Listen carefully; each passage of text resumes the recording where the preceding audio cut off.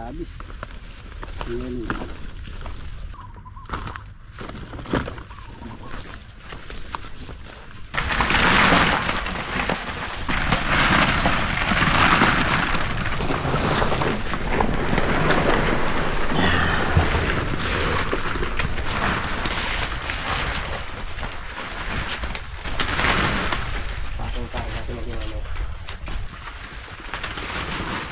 Kahit dito pare, pwede tayo magpatong naman.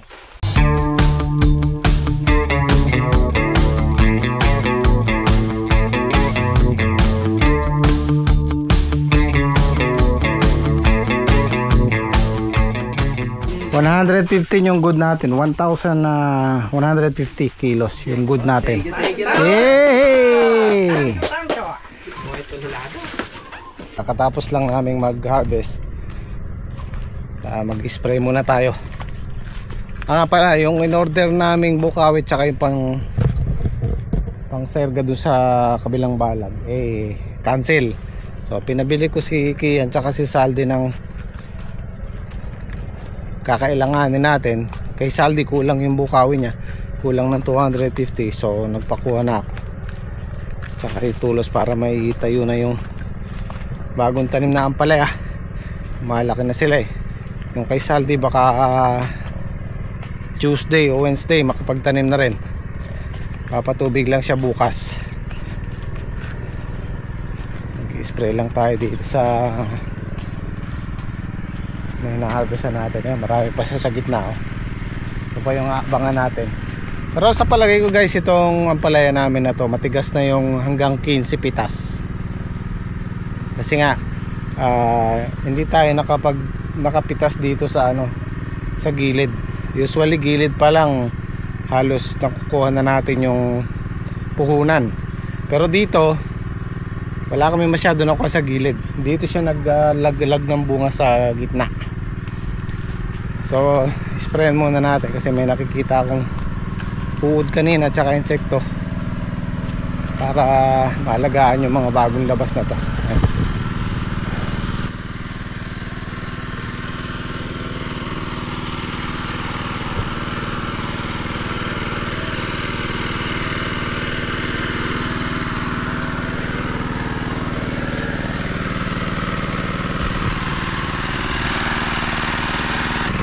Yung schedule namin pagkatapos ng pitas, spray every 4 days.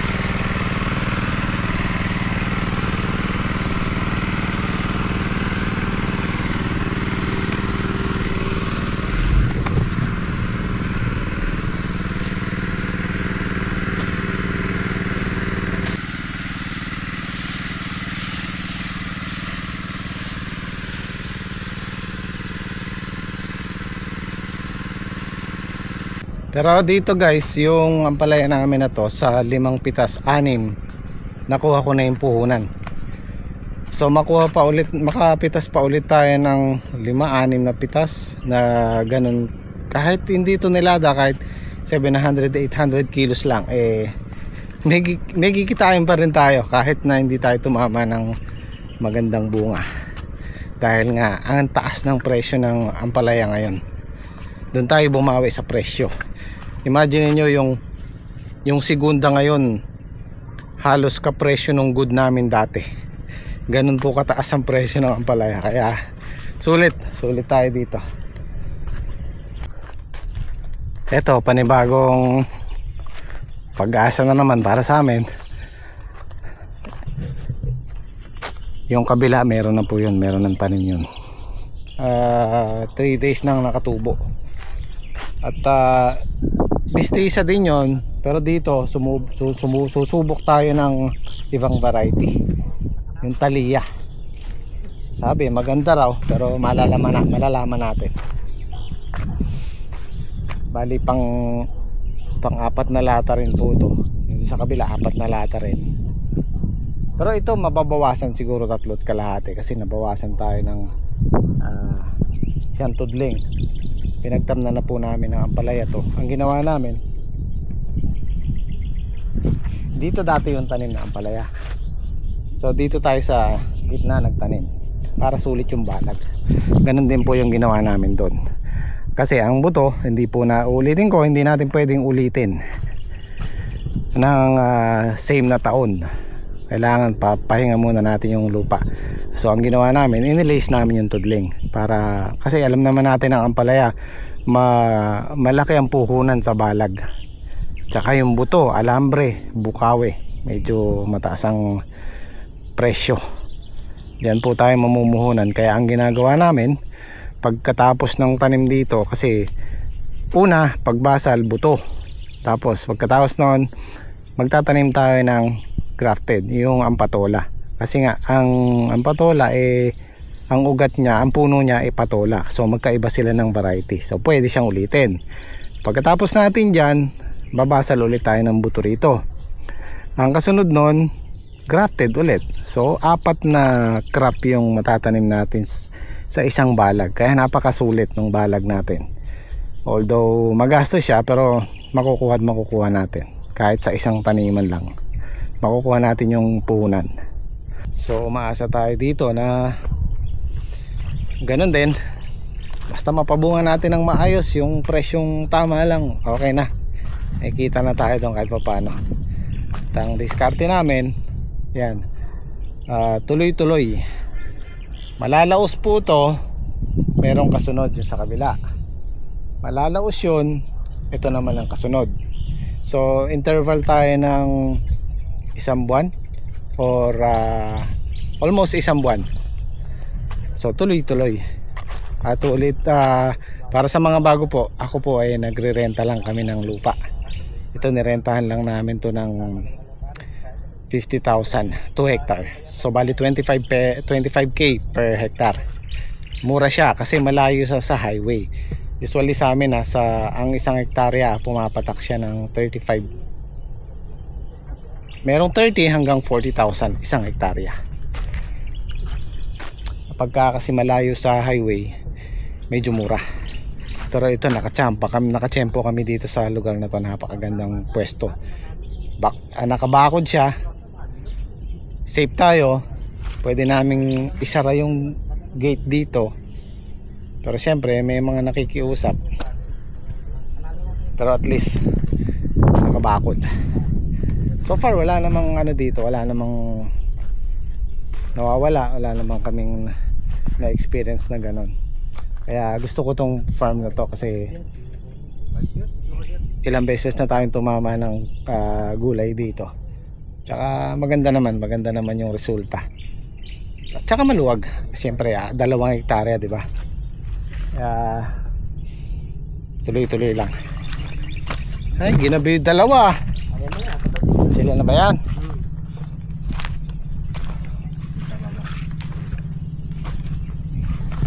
Uuwi na sana kami, iwanan na namin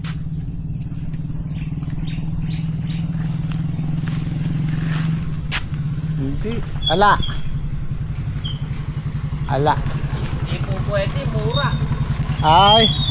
Yun lang po ginawa namin yung tulos. Pero at least may tulos. Ayos lang yan. Maganda. Oo. Ito, mabubuo na natin yung balag. Ito siguro yung kay Saldi, bali patutubigan sa bukas. Tapos babad na ng buto. By Monday o Tuesday pwede nang tamnan yan. Tapos yun sa amin may tanim na. Tatayo na lang yung serga na lang. Tapos alambre, okay na yun.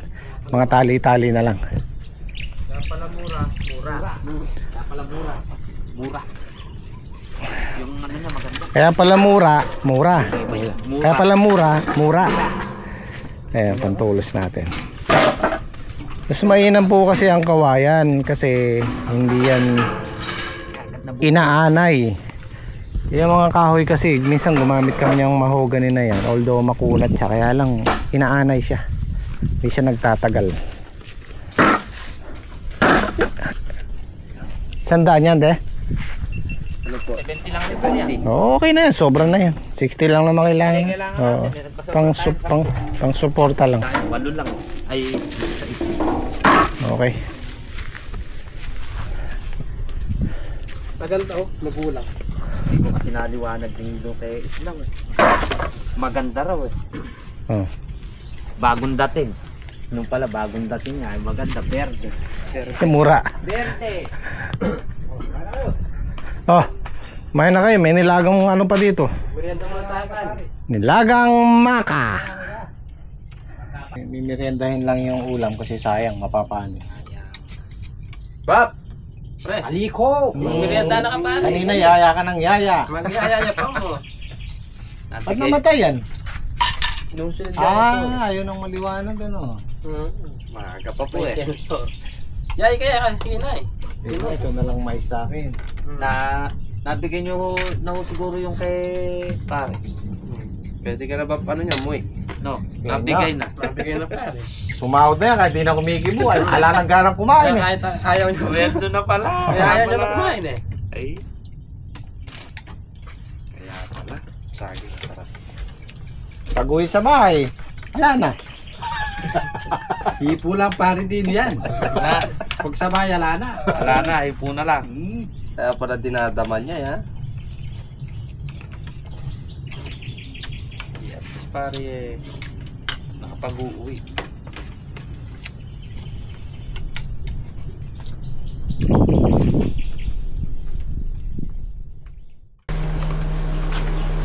Hi, good morning. Sa farm po. Meron akong isa pang ilaw para doon sa CR. Sunday po tayo ngayon.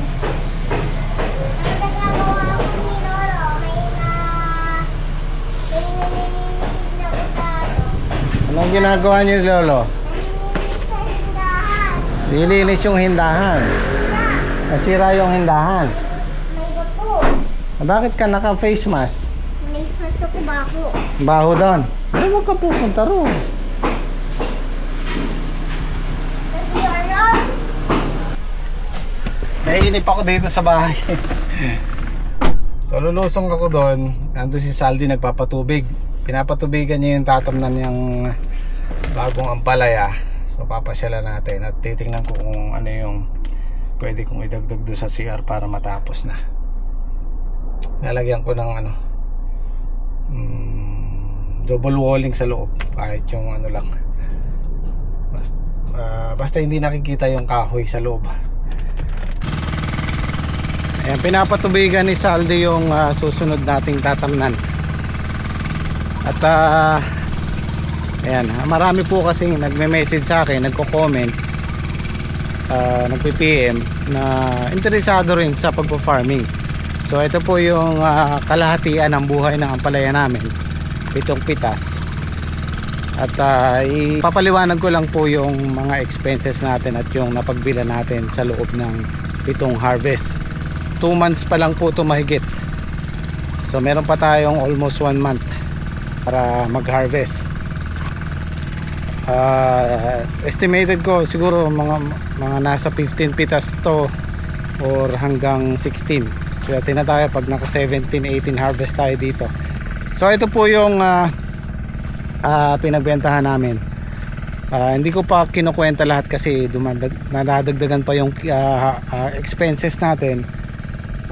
Yung unang pitas namin, yung unang 3 pitas namin medyo mababa, nasa 30 to 40 per kilo. Ayan, unang pitas 4.8, pangalawa 3.6, bumaba. Tapos pangatlo 5,950. Yung pang-apat naming pitas nagdoble yung presyo. Ayan, naka 18,000 tayo, 300 kilos. Tapos yung pang-lima tumaas ulit ng 10 piso, 470 kilos, naka 35,000 tayo, pang-limang pitas. Tapos tumaas po ulit ng 15 pesos. So malaki na. Yung pang-anim naming pitas ay naka 56,000 po sa 700 kilos. Tapos yung huling pitas namin, yung pang-pito 1,300 kilos po. Ayun, yung pang-pitong pitas natin nakabenta po tayo ng 104,000 mahigit. So sa ngayon po sa ikapitong pitas nakaka 227,350 na po tayo. Pero ang gastos ko dito mahigit 100 po. Pwede pang tumaas, baka umabot pa ng 140 hanggang 150 kasi nga nagpapataba pa tayo, naggagamot pa tayo. At syempre kasi isasama na rin natin yung mga kasama nating nagtatrabaho, kasama na sa expenses yon. So ito po yung pinagbentahan natin ngayon, 227,000 sa ikapitong pitas. Ulitin ko po, nasa kalahatian pa lang po tayo ng harvest. Hindi po tayo tumama ng bunga, pero tumama tayo ng presyo. So abangan nyo po sa mga susunod nating upload. Pag nalaos na yung hanggang sa huling pitas namin, kukumputin ko po kung magkano yung expenses, magkano yung pinagbentahan, saka natin malalaman kung magkano yung income na yung kita natin. So yan po, kasi maraming nagme-message sa akin, gaya na sabi ko kanina, na interesado rin sa pagpa-farming. Pagpa-farming po kasi walang masyadong requirements yan. Ang para sa akin, 3 lang ang requirements na kailangan dyan. Kailangan kabisado mo yung halaman, kailangan may tiyaga ka, sipag, diba? At saka puhunan. So yun po yung 3 pinaka requirements sa pagpa-farming ng ampalaya. So yun po, importante po, wag po kayong sumubok ng malakihan kaagad kung hindi nyo pa kabisado, kasi malaki po ang puhunan ng ampalaya. Start muna tayo sa maliliit, pagka kumita yun, unti-unti tayo mag-expand. Ganun po yung ginagawa namin. Ako nagsimula lang po ako sa kalahating hektarya o 3,000 square meter. Sa ngayon po yung ampalaya namin mahigit 1 hektarya na yung tanim, nakatanim ngayon. At bukod pa yon, meron pa akong isang inarkila dun sa kabila. So all in all, nasa 3.5 hectares po yung tinatamnan namin.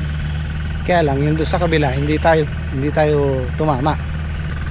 Yan po yung buhay ng pagpa-farming. Okay, 3 lang ang kailangan natin: sipag, kaalaman, at puhunan. So para sa mga interesado, wala naman pong masamang sumubok. At pag-aralan lang po muna nating mabuti. Kahit anong business naman, hindi mo pwedeng pasukin ng dahil nabalitaan mo lang na kumita. Hindi, kailangan pag-aralan mo rin, kailangan isa puso't isip mo rin. So yun lang, kita-kita tayo sa susunod na video. Abangan nyo po yung kalalabasan ng resulta resulta nitong tanim nating 8 lata na to. Pero sa ano naman guys, hindi tayo talo, panalo pa rin tayo dito. Sulit na sulit yung pagod namin dito. Kaya siyempre papasalamat ako sa inyo sa pagsubaybay nyo, at malaking tulong din po yung suporta nyo sa amin. Kita-kita po tayo sa susunod na video. Maraming salamat sa Jet. Marami pa tayong aabangan. Ito po, ito pang-8 pitas yan, ganyang kalalaki. Pang-9, pang-10 yung mga alanganing ganito, pang-10. Tapos pang-11, 12 yung maliliit pa, di malaki pa ng konti dito. Yan yung mga ganyan, 12 harvest. So 15 harvest kaya siguro, hanggang 16.